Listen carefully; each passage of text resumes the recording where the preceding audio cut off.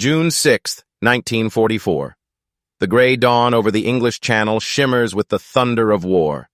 In the churning waters below the towering cliffs of Pointe du Hoc, small landing craft pitch violently against the waves.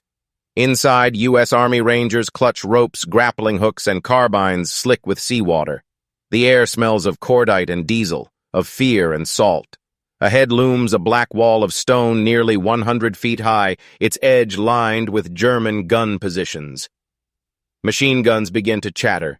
Mortar rounds fall into the sea. Shrapnel whistles through the mist. One Ranger, nameless in the chaos, grips the rope fired from a rocket launcher. The first attempt failed. The second rope catches. He climbs. Bullets tear through the air around him, ripping through the rope's strands. Below, his comrades shout and fall. 90 seconds later, his hand reaches the top. The impossible. Conquered. But to understand how that single climb became legend, we must return to the mission that was never meant to succeed. The story of Pointe du Hoc began long before the ropes hit the cliffs. By 1944, the Second World War had entered its fifth brutal year. Nazi Germany's fortress stretched across Europe, its Atlantic wall bristling with concrete bunkers, steel obstacles, and coastal artillery. From Norway to the Spanish border, Hitler's engineers had carved a defensive line meant to make any Allied invasion impossible. At its heart stood the heavy batteries guarding the French coast. Among them, Pointe du Hoc, a narrow headland jutting between Omaha and Utah beaches, was one of the most feared. Perched on cliffs nearly 100 feet above the sea, the Germans had fortified Pointe du Hoc with concrete casemates, machine gun nests, radar, and a battery of captured French 155mm guns. These guns had a range of 15 miles, enough to rake both invasion beaches and sink landing craft beffen, or they reached shore. Allied aerial photos revealed the threat clearly. From those cliffs, German gunners could strike thousands of men on D-Day before they even touched land. In early 1944, Allied intelligence confirmed the guns' presence and their potential to devastate the invasion. Supreme Allied Commander Dwight D. Eisenhower approved a plan to neutralize them before the main landings began. The task was given to the U.S. Army Rangers, elite assault troops trained for shock action, raids, and cliff assaults. Their mission was simple in words, impossible in execution. Land at the base of Pointe du Hoc, scale the cliffs under enemy fire, destroy the guns, and hold the position until reinforcements arrived. The responsibility fell to Lieutenant Colonel James Earl Rudder, commander of the 2nd Ranger Battalion. A Texas-born officer known for precision and toughness, Rudder understood the danger immediately. The cliffs were vertical. The sea was unpredictable. The enemy held every advantage. Yet when Rudder briefed his men, not one refused. They had trained for this, months of climbing, assault drills, demolitions practice, and rope scaling under live fire. In England, they had climbed coastal cliffs in storms until their hands bled. Every man knew what waited across the channel. Few believed they would return.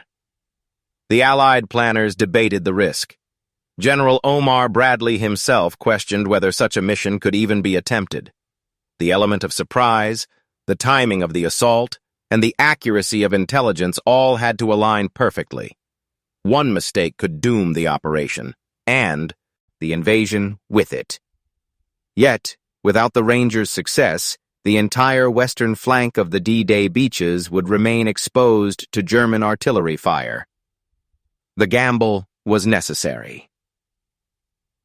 As the date of Operation Overlord approached, final preparations intensified. A small fleet of British landing craft, equipped with rocket launchers, ropes, and ladders, was assigned to carry the Rangers. Engineers designed special grappling hooks attached to rockets that would shoot ropes up the cliffs.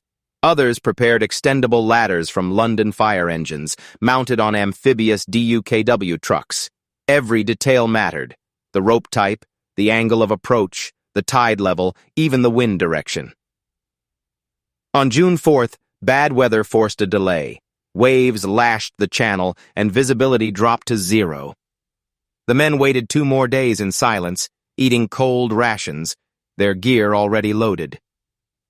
On June 5th, Rudder's men boarded their craft under gray skies and rough seas. Rain pounded the decks. The wind howled through the rigging. In the darkness, they prayed quietly, checked their weapons, and tied the ropes they would use to climb. Their target, a tiny mark on the French coast that most of them had only seen in reconnaissance photos. At 3:00 a.m. on June 6th, the flotilla began its approach. The sea boiled with ships, destroyers, transports, landing craft, the greatest armada ever assembled. Above them, the sky glowed faintly with the flashes of bombing raids inland. The Rangers' craft veered south, cutting through swells taller than the boats themselves. Men vomited over the sides, clutching their helmets as cold seawater poured in. Hours later, as dawn broke, the outline of the cliffs came into view. Dark, jagged, and forbidding.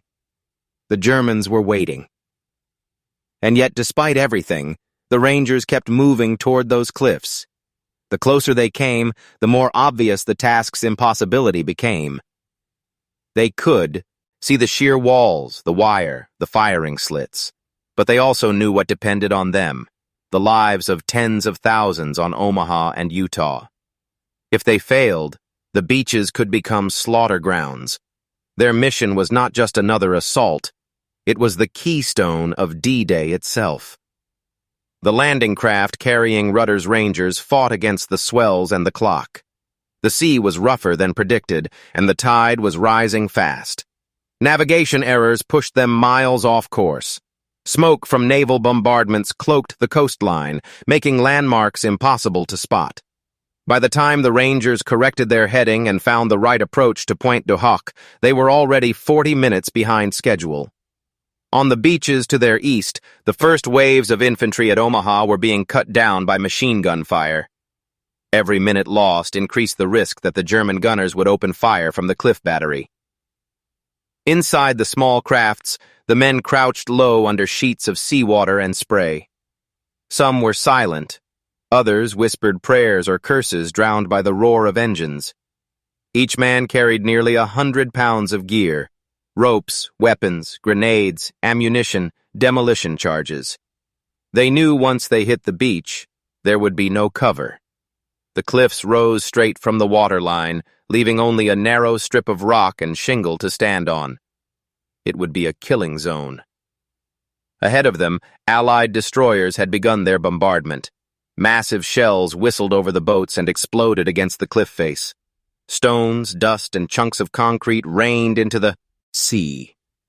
The intention was to collapse the defenses and crush the German guns before the Rangers arrived. But as the smoke cleared, the cliffs still stood, scarred, yet unbroken. The Germans were still there, alive, alert, and ready.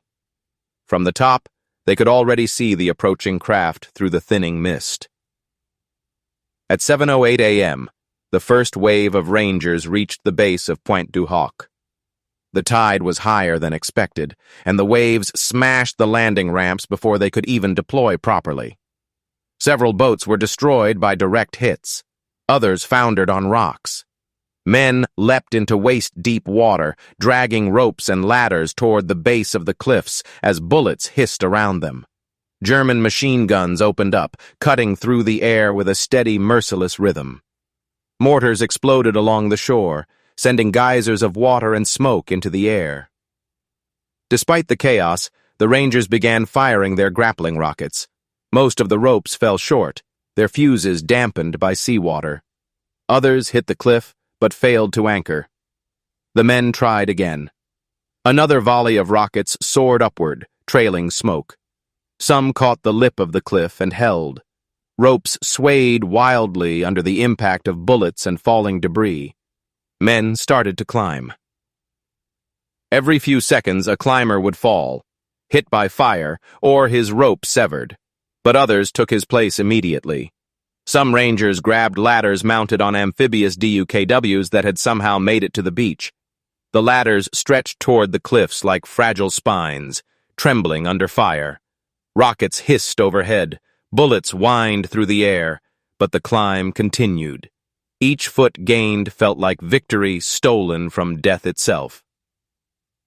High above, German defenders threw grenades down, rolled boulders, and poured machine gun bursts straight into the mass of ropes. The sea below churned with debris and blood. The smoke grew so thick that the and could barely see the top. They climbed anyway, hands slipping, lungs burning, ropes shaking from the blast of each nearby explosion. It was not strategy anymore. It was pure will. By the time the first Ranger reached the summit, less than half the assault force was still combat-capable. Rudder himself had landed among them, shouting orders through the chaos, soaked and bleeding but determined to reach the top. The success of D-Day's western flank now depended on these few hundred men holding their ground against a force dug in and determined to annihilate them. Behind them, the second wave of landing craft tried to follow, but the smoke and confusion threw everything into disarray. Some were diverted to the wrong beaches entirely, forced to join the fighting at Omaha instead. Communication broke down. Radios jammed or were destroyed in the surf. The Rangers at Pointe du Hoc were effectively on their own. No reinforcements, no support. Only the sea behind them and the cliffs above.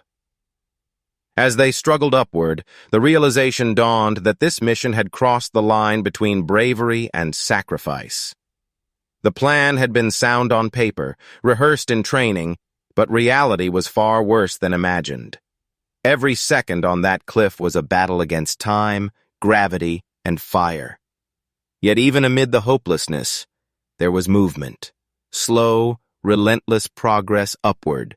By 7:40 a.m., a handful of Rangers had reached the top, crawling over the edge through mud and smoke. They fired flares to signal success, though few below could see them. More men followed, climbing over ruined wire and craters. The beach below was littered with bodies and burning boats, but the mission was not over. Somewhere beyond those cliffs, hidden in camouflaged pits, were the guns that could destroy the entire invasion force. Finding and silencing them was now their only purpose. The men who climbed those cliffs were not fearless. They were terrified. The human heart cannot face such a sight, a vertical wall of death, without trembling. But courage is not the absence of fear. It is its mastery. Every Ranger at Pointe du Hoc carried that truth in his chest. They had volunteered for one of the most dangerous missions in the war, knowing the odds, knowing most would never return. Some were barely 20 years old. Others had already fought in North Africa or Italy. Yet in those final minutes before landing, none thought of glory. They thought of their families, of home, of the simple hope to see another dawn. Still, when the ramp dropped and the bullets came, they moved. No one ordered them to climb. They simply did. One foot on the rope, one hand over the other, they rose against the storm. Fear met precision in the Rangers' training. Their discipline kept chaos from consuming them. Small teams acted without waiting for command, just as they had been taught. When one man fell, another took his place instantly. When ropes were cut, they found others. When rockets failed, they used ladders. There was no room for hesitation. Under fire, decisions were made in seconds. The instinct of survival became the rhythm of the mission. Climb, cover, reload, climb again. It was human determination sharpened into military form. Behind that courage was a plan born of tactical brilliance and desperation. Pointe du Hoc was never meant to be assaulted by conventional means. The cliffs made artillery bombardment ineffective, and the beaches below offered no cover. The idea to use ropes and ladders was unconventional, drawn from British commando tactics earlier in the war. The Rangers trained for months to perfect it, scaling cliffs in Devon and practicing with explosives under live conditions. The plan relied on speed. to reach the top before the Germans could recover from bombardment. But D-Day's delays had robbed them of that advantage. By the time they landed, the defenders were fully alert and ready to fight. The element of surprise was gone. The tactical brilliance had to be replaced by raw improvisation. Still, even broken plans can work when men refuse to yield. Rudder's decision to continue despite everything exemplified the difference between planning and leadership. The order was to climb and take the guns. Nothing more, nothing less. Each ranger knew his task down to the second. Once the ropes were secured, the mission was simple in its clarity. Reach the top, destroy the artillery, signal success. No one asked how, they just climbed. Technology played its role, though it often betrayed them. The rocket-fired grappling hooks were designed to launch ropes 100 feet into the air, but in the damp sea wind, many misfired. The rockets, loaded with powder and waxed fuses, were sensitive to moisture. Some fizzled out. Others launched too early, sending ropes into the surf instead of the cliff. But innovation doesn't always need perfection. The Rangers adapted, using what worked and discarding what didn't. Some men climbed ropes hand over hand. Others used the ladders ripped from DUKWs that had barely survived the landing. When ropes burned or tore, they tied them again mid-climb. Their strength was not in their equipment, but in their refusal to stop. It is easy, decades later, to imagine the assault as a clean operation, well-timed, heroic, inevitable. But on that morning, nothing was certain. Every weapon jammed by salt water, every rope that slipped, every grenade that rolled too close, could have ended the mission. The technological edge the Allies carried across Europe meant little against sheer stone and gravity. The rockets, the boats, even the naval guns that had pounded the cliffs, all those machines were only background to the real weapon that mattered: the will of the men who climbed. The combination of human endurance, tactical adaptability, and desperate engineering created something new. A moment when all parts of war collided into one fragile, unstoppable act. The Germans fired down into the smoke, certain no one could survive the climb. But slowly, the ropes began to move. Shadows emerged through the haze. The impossible was becoming visible. The climb was not just a mission, it was a statement that no wall, no gun, no fortification could hold back those determined to rise. And at the top of that wall, waiting in trenches and bunkers, the defenders began to realize that the assault they thought suicidal might actually succeed. At the heart of the chaos stood Lieutenant Colonel James Earl Rudder. Calm under fire, soaked to the bone, and cut by shrapnel, he directed the assault from the base of the cliffs. His radio was half drowned, his map soaked, yet his voice remained steady. "Keep moving!" he shouted, though most could not hear him through the roar of gunfire. Leadership in those moments was not about giving orders. It was about example. Rudder climbed beside his men, dragging ropes and shouting encouragement as shells fell around him. He understood that no plan survives first contact, and on that morning, every part of the plan had already collapsed. But what mattered now was willpower, not strategy. His presence turned confusion into focus. Men saw him in the smoke and followed. Under his command, small groups operated like living instincts, scaling, firing, advancing, each one fighting its own private battle toward the top. Above them, the Germans were fighting no less fiercely. The defenders of Pointe du Hoc were veterans of the Atlantic Wall, men hardened by years of occupation and bombardment. They had built the casemates with their own hands, dug their trenches, and mounted their machine guns facing the sea. When the bombardment ended, they emerged from the bunkers into a landscape of dust and fire. They saw the boats coming and prepared for slaughter. They believed the cliffs unassailable. Even when the first ropes struck the rock, they laughed. Certain no man could climb under such fire. But laughter turned to disbelief as the ropes began to move. The silhouettes of men rising through the smoke looked almost inhuman, like figures defying gravity. From the German perspective, the scene below was surreal. They threw grenades, cut ropes, fired bursts into the mist. Yet the climbers kept coming. No matter how many fell, others took their place. The cliffs that had once seemed impregnable were now becoming a pathway. The defenders fought with desperation, their ammunition running low, their positions shaken by naval shells that still pounded the edge of the headland. Some tried to reposition their weapons, firing down at steep angles that made accuracy almost impossible. Others called for reinforcements that would never arrive. Within minutes, the illusion of control had vanished. The enemy they thought trapped below was now at their doorstep. Inside the bunkers, confusion spread. Some officers debated whether the main invasion was elsewhere, thinking this assault a diversion. Others refused to believe any attackers could have survived the climb. Yet by the time the first Rangers crested the cliffs, it was too late. The defenders turned from disbelief to fear, realizing that the Americans were among them, appearing out of the smoke with knives, pistols, and grenades. The fighting became hand-to-hand, brutal and fast. The Germans who had mocked the assault now fought for their own survival. But beyond the tactics and leadership, there was a deeper truth, a moral current running beneath the entire operation.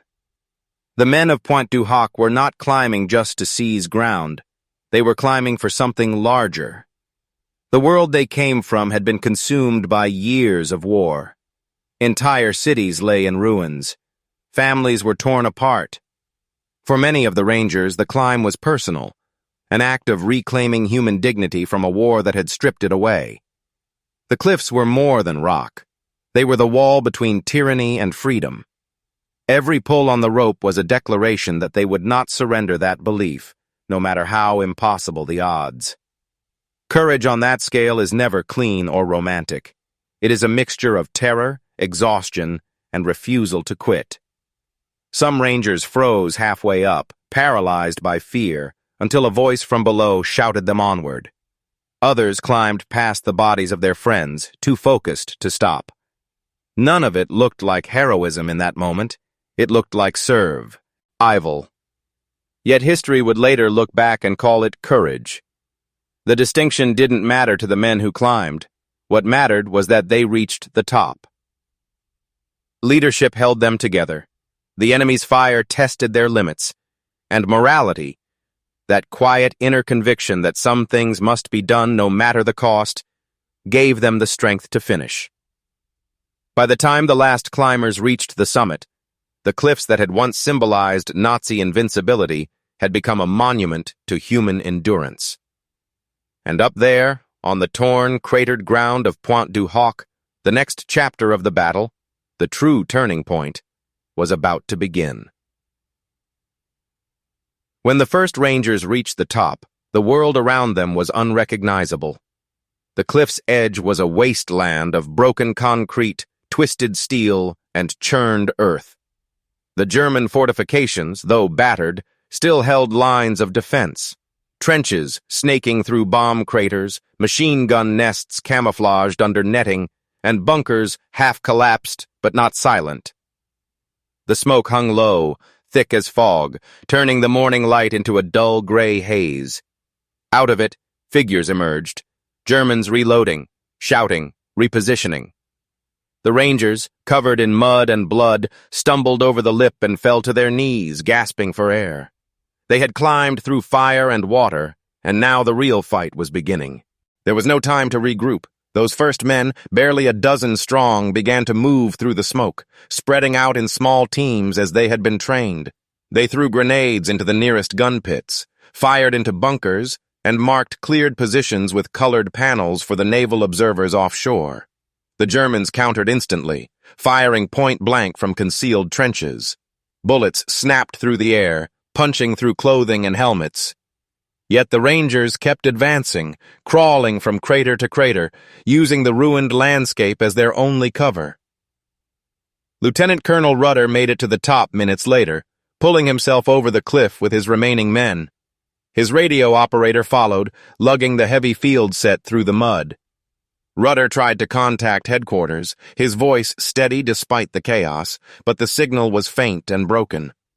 Static filled the air. No one could hear them. He realized then that his unit was cut off. The rest of the 2nd Battalion, delayed or misdirected, would not be coming soon. Rudder and his roughly 200 men were alone at the top of Pointe du Hoc, surrounded by enemy forces far larger than their own. The plan had called for a swift assault on the gun emplacements, demolition of the artillery, and holding the position until reinforcements arrived. But as the Rangers pushed inland, they found something unexpected. The massive 155mm guns, the very reason for their mission, were missing. The concrete casemates that intelligence had identified as artillery positions were empty.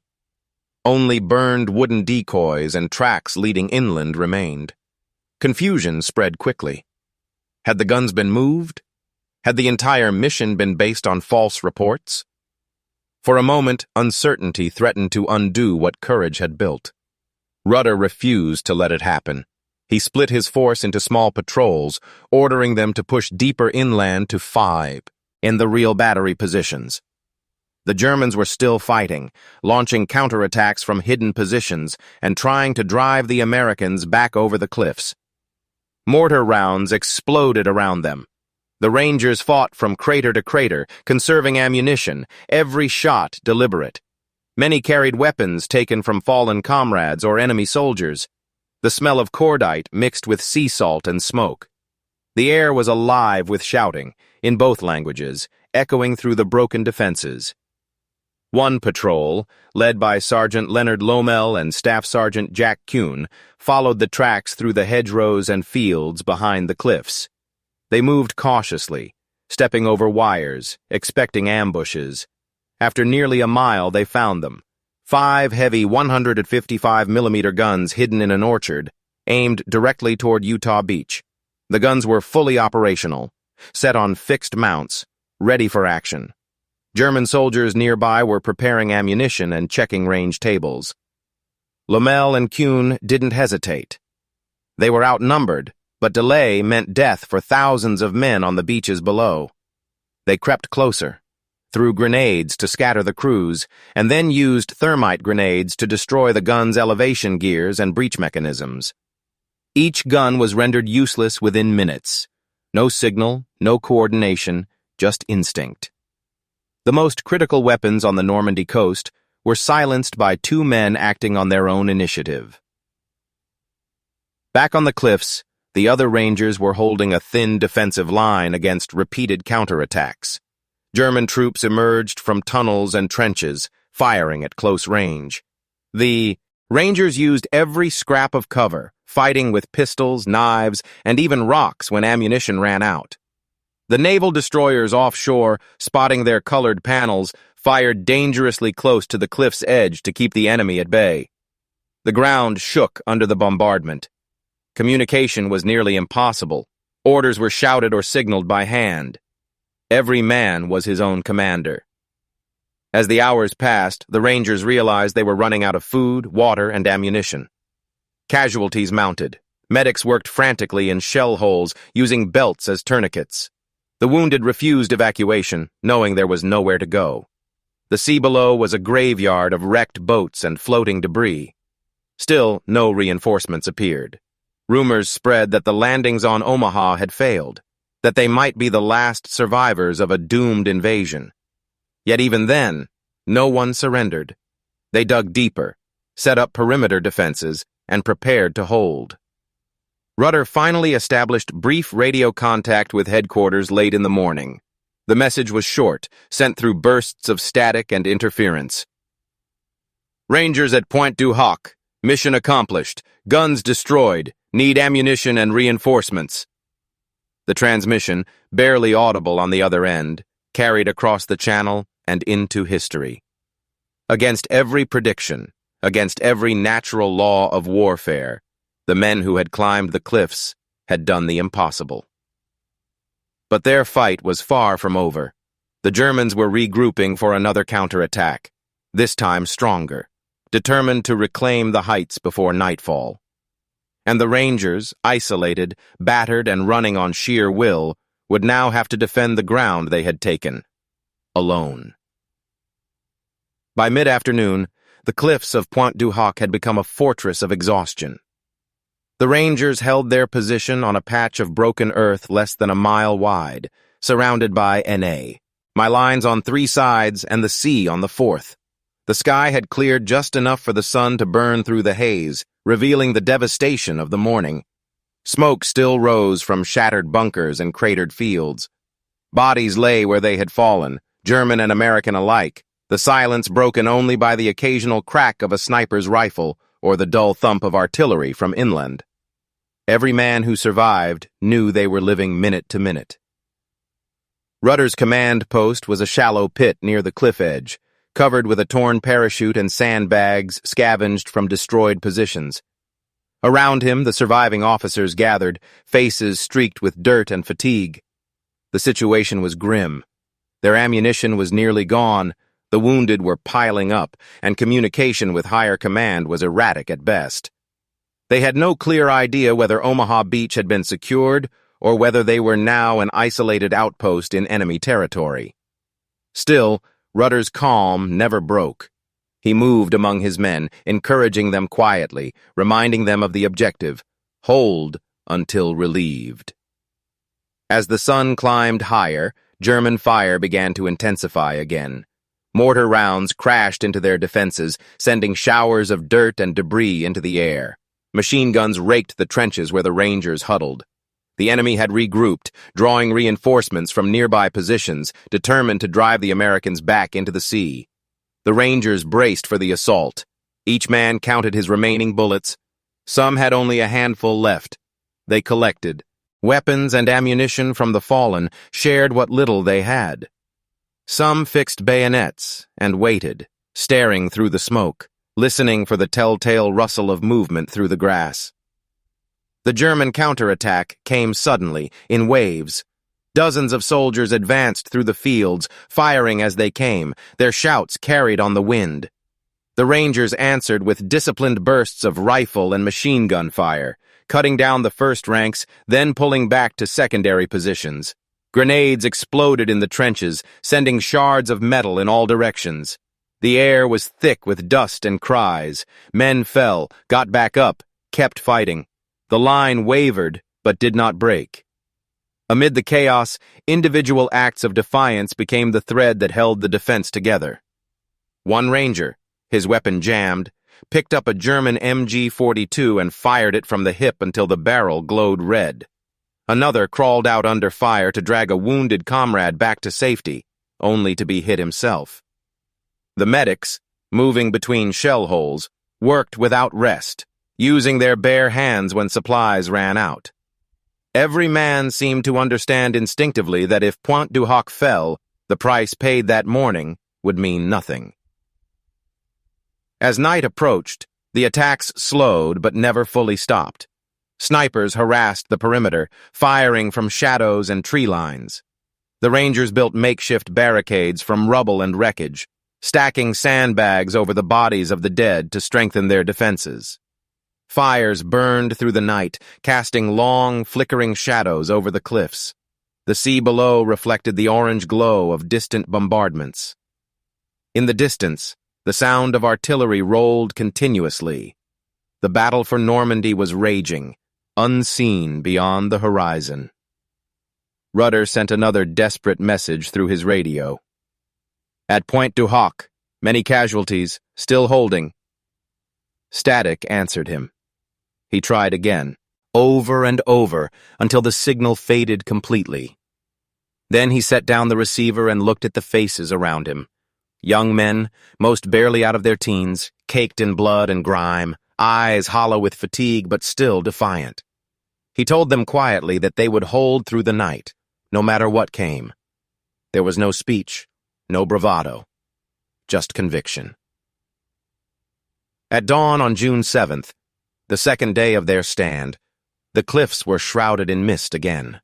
The Rangers awoke to renewed shelling, the Germans probing their defenses from the south. The men had gone nearly 24 hours without proper food or water. Many could no longer hear properly, their ears ringing from the constant explosions. Yet they remained alert, rifles ready, eyes scanning the fog. Somewhere out there, help was supposed to come. The rest of the 2nd Ranger Battalion, or perhaps elements from Omaha Beach. But no one appeared. Then, through the mist, new figures emerged. Not German this time, but American. The relief force had finally arrived. After a brutal fight inland, reinforcements had broken through the German lines and reached the cliffs. For the first time in nearly 2 days, the defenders of Pointe du Hoc saw friendly faces climbing up from the beach. The men at the top barely believed it. They had been certain they were the last ones left. When the relief troops reached the summit, they were met not by soldiers in parade formation but by ghosts, mud-caked, hollow-eyed rangers who had survived on determination alone. Out of the 225 who had begun the climb, fewer than 90 were still able to fight. The rest were dead, wounded, or missing. Yet the position was secure. The guns had been destroyed. The mission was accomplished. The reinforcements brought food, ammunition, and fresh orders. Medics moved quickly among the wounded. For the first time, the Rangers could lower their weapons and breathe. They looked out over the sea where they had come from, the same cliffs they had scaled under fire, and felt the weight of what they had done settle in. Rudder, his uniform torn and his face lined with exhaustion, finally allowed himself a moment to sit. When asked later how they had managed to hold, he said simply, "We had to. There was no one else." The victory at Pointe du Hoc was not measured in territory gained or enemies destroyed, but in defiance, in the refusal to give up when every rule of warfare said they should have.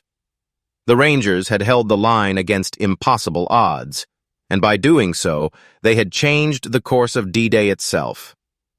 When the battle finally ended, the cliffs of Pointe du Hoc were silent, except for the wind. The once proud German fortifications were nothing but craters and charred concrete. The air was thick with the scent of gunpowder and death. For the Rangers who had survived the storm, the silence felt foreign, almost unreal. The world had been reduced to broken rock and the dull crash of waves below. In that quiet, the enormity of what they had done, and what they had lost, began to sink in. The relief units worked methodically, tending to the wounded and gathering the dead. Medics moved through the rubble with quiet precision, marking positions, applying morphine, whispering words of comfort that few could hear. Some Rangers wept openly as they recognized fallen friends half buried under debris. Others sat motionless, staring at the sea, their rifles resting across their knees. They had been awake for more than 40 hours. Many had not eaten since before the landing, yet they refused to leave their posts until ordered to. Their faces were hollowed by fatigue, but set with the same stubborn resolve that had carried them up the ropes. Word of the Rangers' success began to spread through the Allied lines that afternoon. When the message reached General Omar Bradley aboard his flagship off Omaha Beach, he reportedly stood silent for a long moment before saying, "They did it." To him and the rest of the command staff, the assault on Pointe du Hoc had been considered nearly impossible. Even with naval bombardment and air support, few believed that lightly armed infantry could seize a cliff defended by seasoned German troops. But now it was done. The guns that had threatened Omaha and Utah beaches had been destroyed before they could fire a single shot. Strategically, the victory secured the western flank of Omaha Beach. Without those guns, German artillery coordination across the Normandy coast was fractured. The Allied landings, already tenuous under heavy resistance, were spared a level of destruction that could have turned the invasion into catastrophe. In the grand scope of D-Day, Pointe du Hoc was a small patch of earth, but its capture was symbolic of everything Operation Overlord stood for: precision, sacrifice, and raw human determination. By the evening of June 7th, the surviving Rangers began to be evacuated. Some were carried down the cliffs on stretchers using the same ropes they had climbed up with. Others descended on foot, too stubborn to let the cliffs beat them twice. Below, the beach was still littered with the debris of war. Smashed landing craft, burned-out vehicles, and the bodies of men who had never even made it to the base. The medics loaded the wounded onto small boats heading for hospital ships offshore. The smell of antiseptic and blood mixed with seawater as the tide rolled in. For Rudder, the relief was bittersweet. He had achieved the mission he had been told was nearly suicidal, but at a cost that would haunt him for the rest of his life. Of the 225 men who had landed that morning, only 90 were left to fight. Every inch of ground they held had been bought with blood. In his after-action report, Rudder described the men's courage with understated pride. These men did not stop. They could not stop. The Rangers' stand at Pointe du Hoc quickly became a story passed through every unit in Normandy. Soldiers whispered it in foxholes, repeating the details. The vertical climb, the broken ropes, the 90-second dash to the top. To many, it became proof that no obstacle was beyond the reach of men who refused to yield. Yet for those who had been there, the legend was not one of glory, but of endurance. They remembered the faces of those who had not come back, the cold water, the fear, the endless waiting for help that almost never arrived. In the days that followed, engineers arrived to survey the destroyed position. They mapped every crater, measured the depth of the bombed bunkers, and collected the fragments of the German guns. One of the field reports, Naughty, said dryly that the entire position was reduced to rubble of no further tactical value. For the Rangers, it was more than rubble. It was sacred ground. When reporters later visited the site, they described the scene as apocalyptic. The ground was torn apart as if by an earthquake. Burned ammunition boxes and twisted metal lay everywhere. The cliffs were still scarred black from the bombardment. One correspondent wrote that it looked like the end of the world. Yet even amid the destruction, there were signs of life. Rangers carving names into their helmets, sharing cigarettes, cleaning their weapons as if preparing for another fight. The war had many more miles to go, but for them, Pointe du Hoc would remain the center of it all. On June 8th, General Bradley visited the position himself. Rudder, still limping from his injuries, guided him through the ruined defenses. Bradley asked few questions.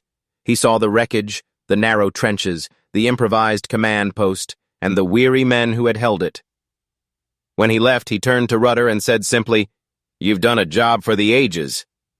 The phrase would later appear in official reports and newsreels, but to Rudder, it felt less like praise and more like a eulogy. By then, the war had already moved inland. The beaches were secure, and the great Allied push across Normandy had begun. But for the survivors of Pointe du Hoc, the climb never truly ended. It lived on in their memories, the smell of the ropes burning under their hands, the taste of salt and smoke, the feel of the cliff trembling with explosions. They had done what they were sent to do, and they had done it against all odds. When the guns fell silent and the war moved deeper into France, the memory of Pointe du Hoc began to drift quietly into legend. For the Rangers who had climbed the cliffs, it was never just another battlefield. It was the place where courage had become a form of survival, where the line between heroism and hopelessness had vanished in the smoke. But as the campaign pressed forward toward St. Lo, then Paris, and eventually Germany itself, few outside their ranks truly understood what had happened on that wind-beaten cliff. Reports of the assault began to reach the United States weeks later. Newspapers printed photographs of the cliffs, their faces cratered by shell fire.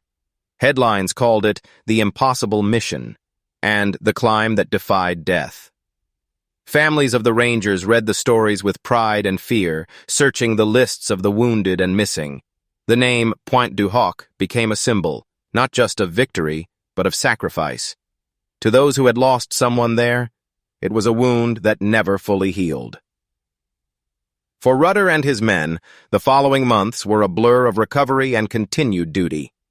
After brief rest, the surviving Rangers were reassigned to support missions across Normandy, Brittany, and later Germany. Some, still injured, were sent home. Others remained in Europe until the war's end, carrying the scars, visible and invisible, of those days on the cliff. Rudder himself was promoted to lieutenant colonel. His quiet leadership and steadfast calm had become legend among the ranks. Yet he rarely spoke of the battle in detail. When asked about the climb, he would simply say, "The men did it. They never stopped." In 1945, after Germany's surrender, Allied officers toured the battlefield at Pointe du Hoc once more. The site was unchanged, raw, broken, and silent. Craters still pocked the surface, the twisted remains of German gun emplacements half buried in the earth. Grass had begun to grow between the ruins, but the scars of war were everywhere. Local farmers refused to work the land. It was littered with unexploded shells and bones. To many who visited, it felt less like a place of victory and more like a memorial carved by the violence of history itself. In the years after the war, Pointe du Hoc became a site of quiet pilgrimage. Veterans returned to the cliffs, often in silence, standing at the edge where they had once fought for their lives. They looked down at the same drop they had climbed, the jagged rocks, the surf below, and wondered how they had ever made it up. Some brought their families, trying to explain what had happened there, but the words rarely came easily. The moment was beyond description. It belonged to the men who had lived it. The U.S. government preserved the site as part of the Normandy American Cemetery and Memorial. The original German bunkers were left in place, the craters untouched, so that future generations could see the cost of that victory. A granite monument was erected on the cliff's edge, shaped like a dagger thrust into the sky. It bore a simple inscription dedicated to the Rangers who took Pointe du Hoc. Beneath it, the English Channel stretched endlessly toward the horizon, calm now, indifferent to what had once happened above its waters. When President Ronald Reagan stood at Pointe du Hoc in 1984, on the 40th anniversary of D-Day, he spoke to a small gathering of surviving Rangers. Many were gray-haired, leaning on canes, their uniforms replaced by suits and medals. Reagan's words captured what they themselves had never been able to say, that on that morning in 1944, these are the men who took the cliffs. These are the heroes who helped end a war. As he spoke, the wind off the channel carried the sound of the waves against the rocks, the same rhythm that had filled the air 40 years before. Some of the men wept quietly. Others stood with eyes closed, remembering faces that time could not erase.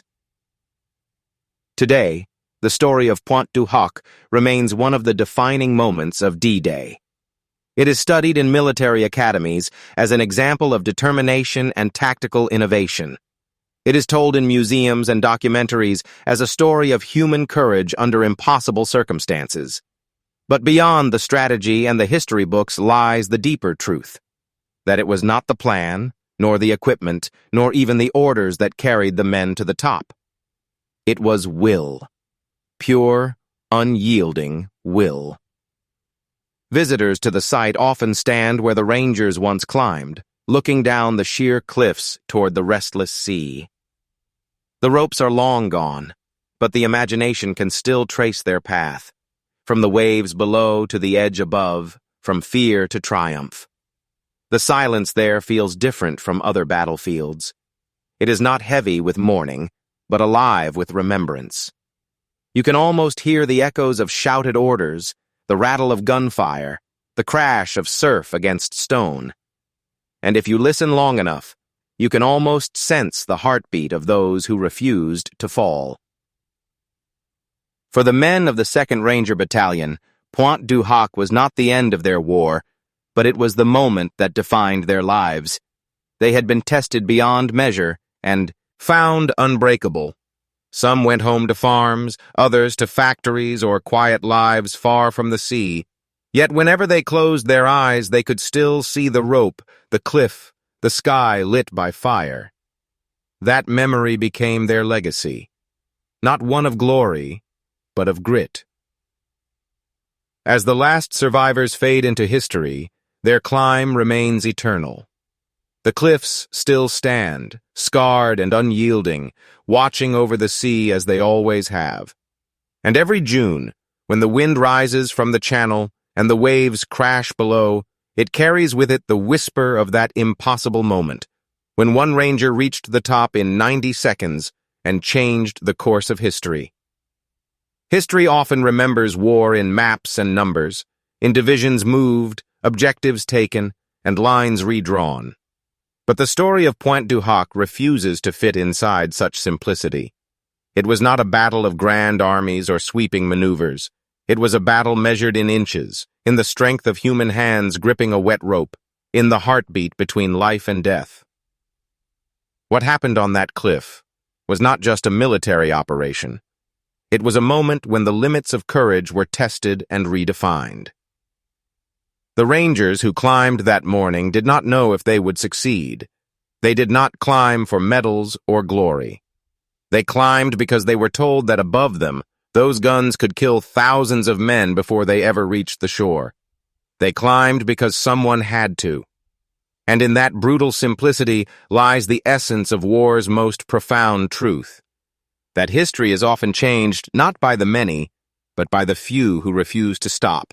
Pointe du Hoc endures not because of its height or its tactics, but because of what it revealed about the human spirit.